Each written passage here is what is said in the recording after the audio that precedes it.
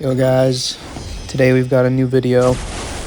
Today we're facing Matrix, and we're going to be bringing in Negasonic in for this Path 2 Korg here. There's really nothing that can go wrong in this fight. It's basically a nodeless Korg, so just a regular Korg fight with Negasonic. And if you noticed, she comes into this war at rank 1, but after second thoughts, I rank 2'd her because she was then assigned to a rank 3 bullseye boss later this war, so you're going to be seeing that. But here we're just launching the special 2 here. Got the incinerates up. It's really hard to mess up when you're using her. There's pretty much nothing that can go wrong. She's very, very easy to use.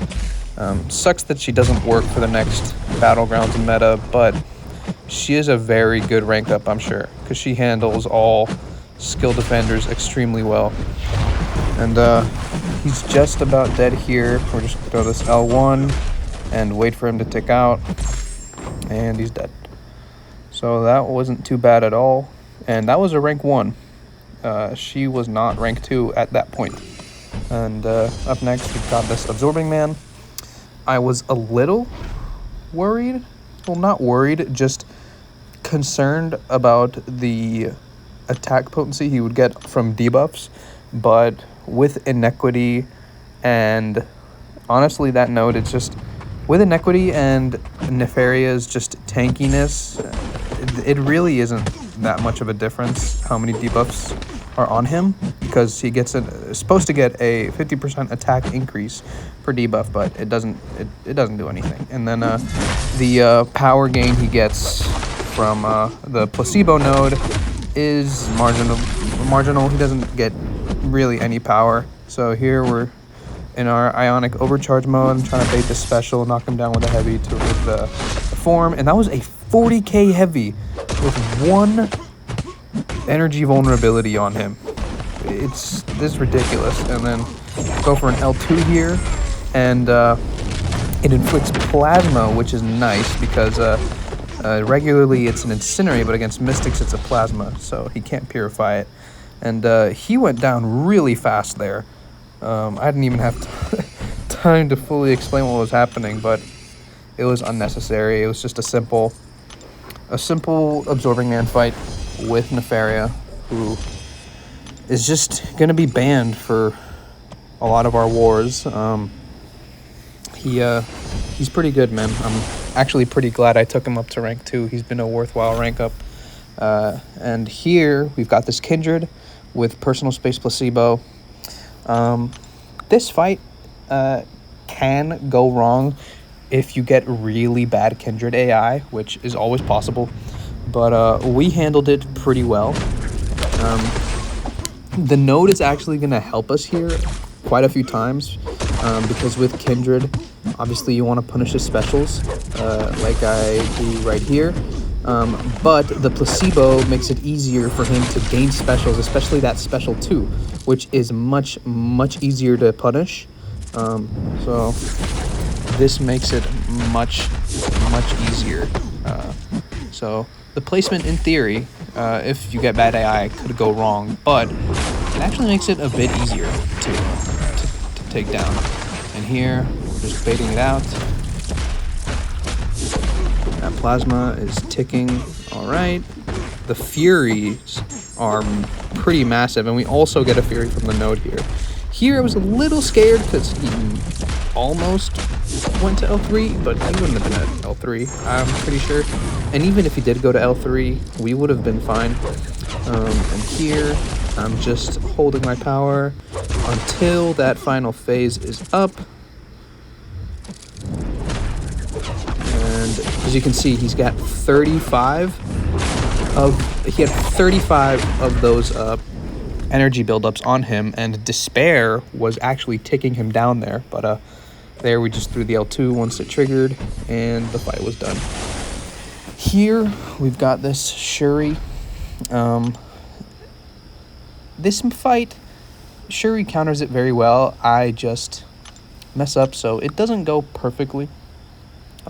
I'm personally not the biggest fan of using Shuri in this tactic, because you kind of want a spam special one play style when using Shuri, generally like your battlegrounds, but you want the passive heal block so you don't miss, and you want to keep inflicting debuffs, but she inflicts passives here. And here I did not see the lucky head run out, and she took off half of my health, and that's with Shuri having like 15 armors at the time. She still crit like 4 times, of course, because it's Domino.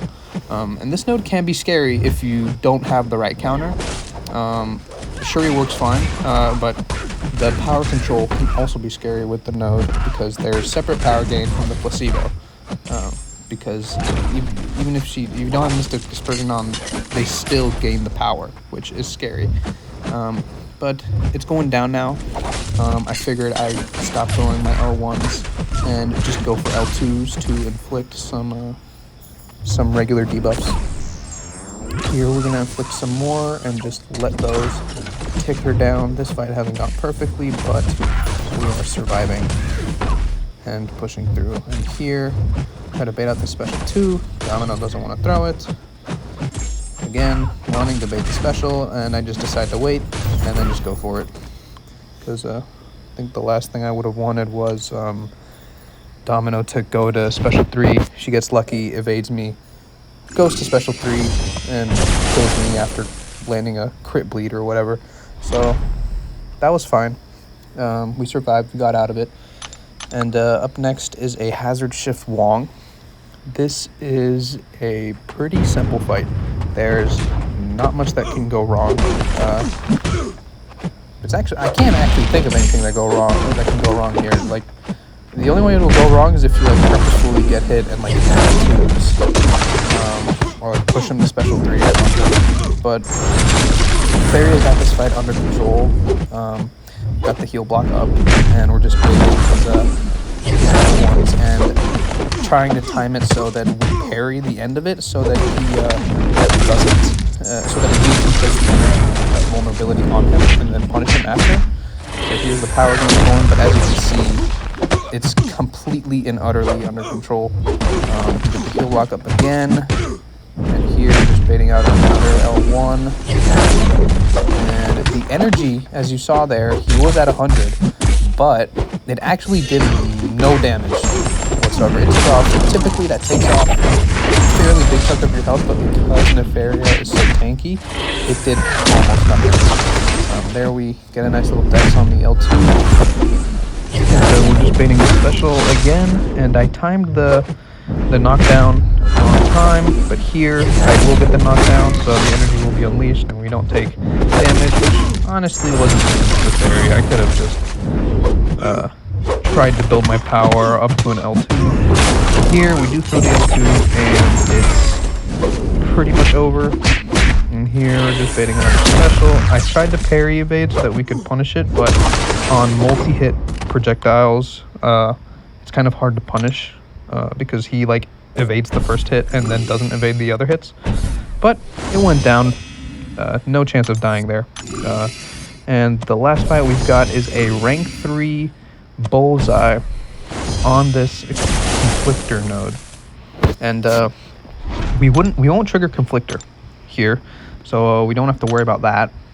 But there is the prowess puncture node, and this makes bullseye very, very scary because I underestimated how much block damage he actually does in war.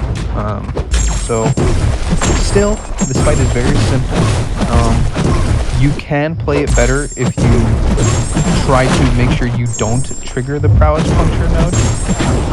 But all you have to do is push into a special 2, dex it, and in theory, nothing should go wrong. So here we dex the L2, and as you can see, we're just building the L2, and you want to time it so that the special 2s that you throw push him to his specials, but we were just short, so I took one block hit, and it did like 18% of my health.